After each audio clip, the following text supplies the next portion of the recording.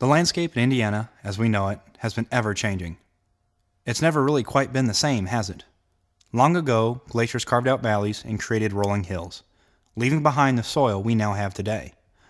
From this, deciduous woods took root and the wetlands formed.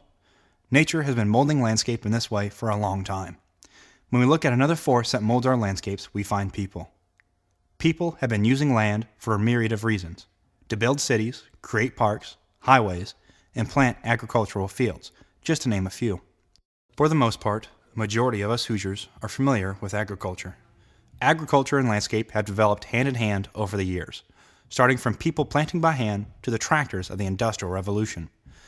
Agriculture has a strong influence on what the landscape once was and what it will become.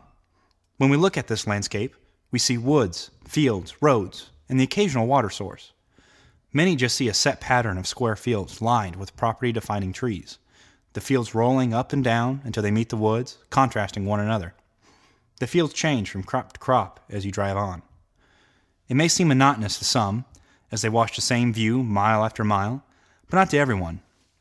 The idea of comfort, heritage, and homeliness can be seen within the essence of this rural landscape, a tradition and culture found within the soil itself.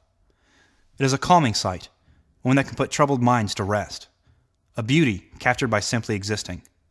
Within our built environment, we can also find beauty in the form of aesthetics and forward thinking.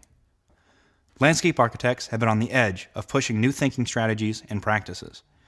We have seen water quality rise. We have seen urban parks spread through cities, such as the High Line in New York.